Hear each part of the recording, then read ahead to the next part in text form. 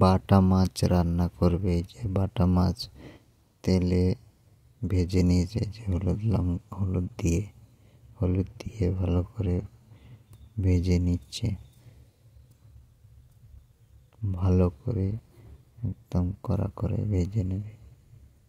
ভেজে নেওয়া হবে, এই ভেজে নেওয়া হবেই।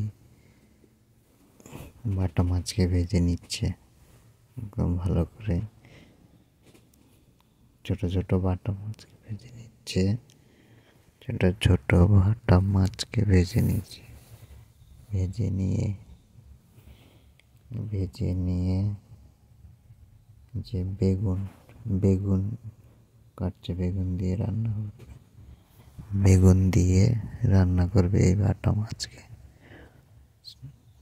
একদম খেতে ভালো লাগবে, ভাজা করে সঙ্গে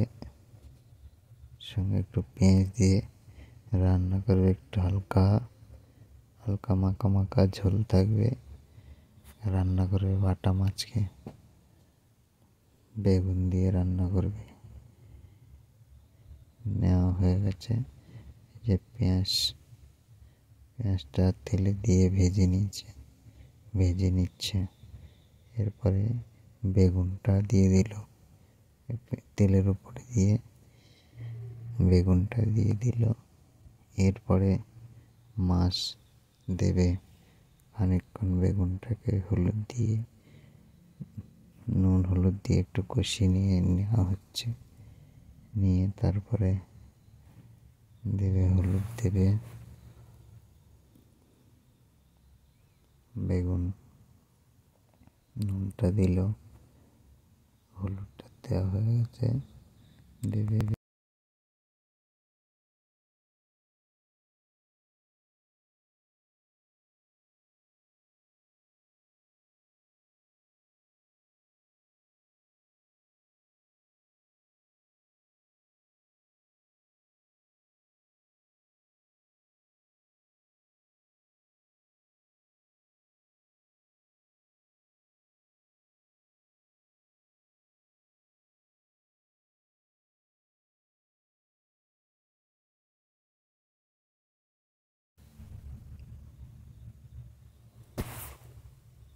এরপরে এই যে ভালো করে বেগুনটাকে ভেজে নিয়ে একদম ভালো করে কষিয়ে নেওয়া, বেগুনটা যেন সিদ্ধ হয় সেরকম করে কষিয়ে নেওয়া হচ্ছে। নুন হলুদ দিয়ে ভালো করে কষিয়ে নিয়ে একদম ভালো করে কষানো হচ্ছে। তারপরে কষিয়ে নেওয়ার পরে তারপরে ওই বাটা মাছটা, এই যে থালাতে রয়েছে, মাছটা পুরোটা বেগুনের মধ্যে ঢেলে দেবে, রান্না করবে একে ভালো করে। এই যে ঢেলে দিয়েছে, একদম ভালো করে কষিয়ে বেগুনটাকে বাটা মাছটা ঢেলে দিল। এরপরে নুন লঙ্কা হলুদ সব এর মধ্যে দেওয়া হবে। নুন লঙ্কা হলুদ দিয়ে দিয়েছে। এই যে বেগুনটা কালো এই যে নাচছে, যে দেখাচ্ছে, লঙ্কাটা একটু কম হয়েছে, লাল হবে।